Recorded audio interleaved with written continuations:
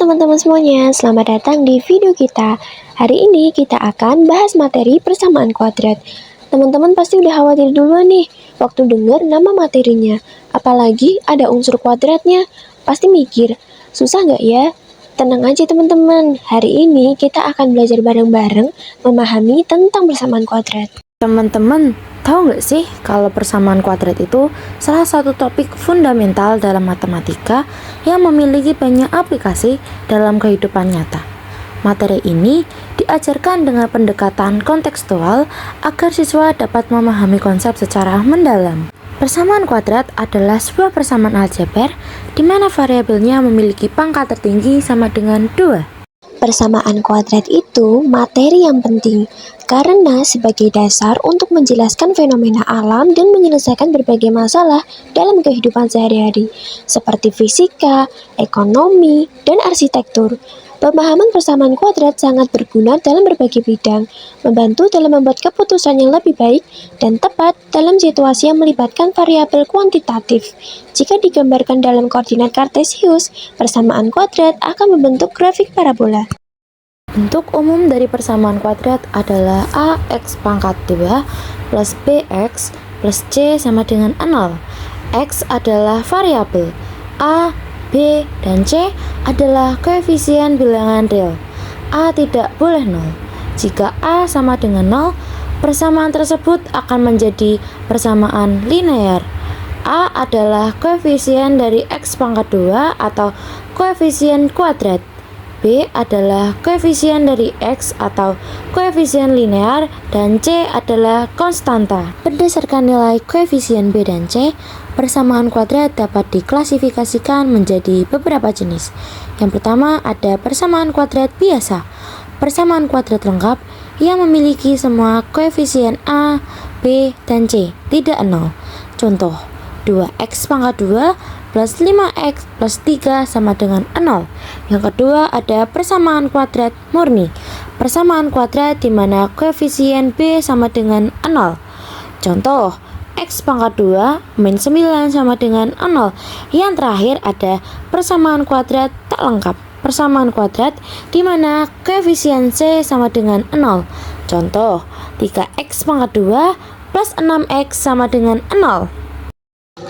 Sekarang kita belajar menentukan akar-akar persamaan kuadrat. Akar-akar persamaan kuadrat adalah nilai variabel X yang memenuhi persamaan tersebut. Ada 3 metode utama untuk menentukan akar-akar persamaan kuadrat. Yang pertama, kita belajar menentukan akar-akar persamaan kuadrat menggunakan metode pemfaktoran.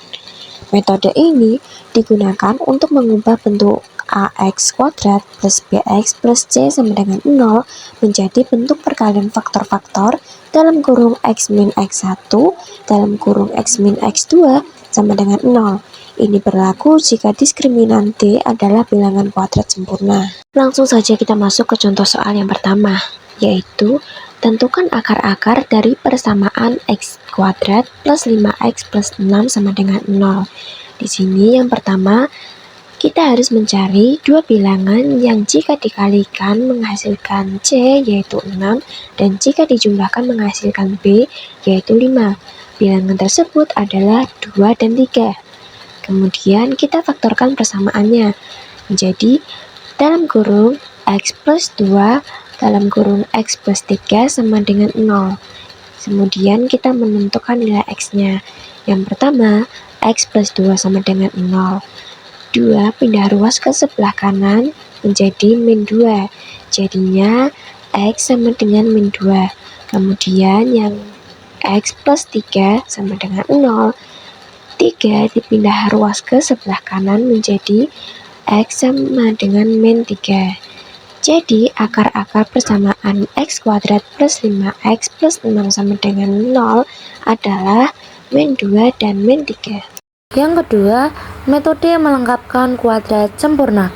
Metode ini digunakan untuk mengubah persamaan kuadrat menjadi bentuk X plus P pangkat 2 sama dengan Q.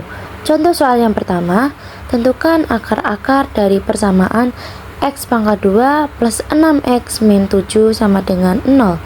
Penyelesaiannya adalah yang pertama, pindahkan konstanta ke ruas kanan. X pangkat 2 plus 6X sama dengan 7.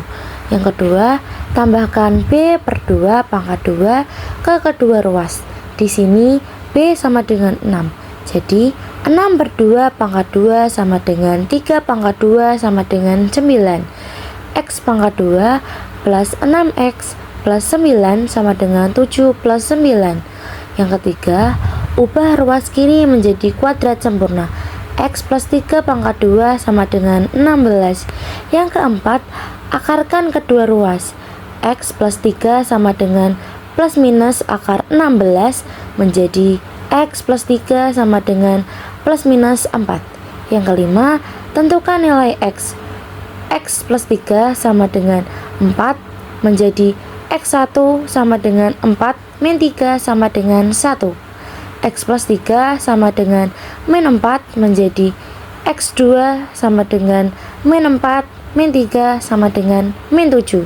Jadi akar-akar persamaan X pangkat 2 plus 6X min 7 sama dengan 0 adalah X1 sama dengan 1 dan X2 sama dengan min 7. Sekarang kita masuk ke metode yang terakhir, yaitu rumus ABC atau yang sering kita sebut dengan rumus kuadrat. Metode ini paling umum dan selalu berhasil untuk menemukan akar-akar persamaan kuadrat. Rumus ABC sebagai berikut. X1, 2 sama dengan min B tambah kurang akar D per 2A. Dengan soal, tentukan akar-akar dari persamaan X kuadrat plus 7X plus 12 sama dengan 0. Kemudian cara penyelesaiannya adalah kita harus mengidentifikasi terlebih dahulu A, B, dan C-nya. Di sini A adalah 1, B adalah 7, dan C adalah 12. Kita kemudian masukkan angka-angka tersebut ke dalam rumusnya, yaitu min 7 tambah kurang. Nah, di sini kan akar D-nya belum diketahui ya teman-teman. Kita cari terlebih dahulu dengan menggunakan rumus D sama dengan B kuadrat kurangi 4AC. Sama dengan 7 kuadrat kurangi 4 dikali 1 dikali 12. Hasilnya adalah 49 kurangi 48 yaitu 1. Jadi sudah diketahui di sini adalah akar 1. Kita lanjut yaitu min 7 tambah kurang akar 1 per 2 kali 1 sama dengan min 7 tambah kurang akar 1 per 2. Kemudian kita menentukan nilai X1 terlebih dahulu dengan min 7 plus 1 per 2 sama dengan min 6 per 2 sama dengan min 3. Kemudian kita menentukan X2-nya, yaitu min 7 kurangi 1 per 2 sama dengan min 8 per 2 sama dengan min 4. Jadi, X1 dan X2-nya adalah min 3 dan min 4. Persamaan kuadrat memiliki banyak aplikasi praktis di berbagai bidang. Yang pertama ada fisika. Menghitung lintasan proyektil, misalnya gerakan bola yang dilempar dan peluru.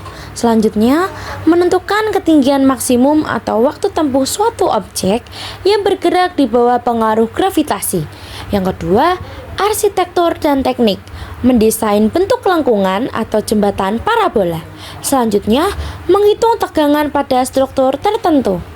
Yang ketiga, ekonomi dan bisnis, yaitu memodelkan fungsi pendapatan, biaya, dan keuntungan untuk mencari titik impas, break-even point, atau keuntungan maksimum. Menentukan harga optimal suatu produk. Kemudian olahraga, menganalisis gerakan bola dalam sepak bola, basket, atau golf. Dan yang terakhir yaitu astronomi, memodelkan lintasan komet atau satelit.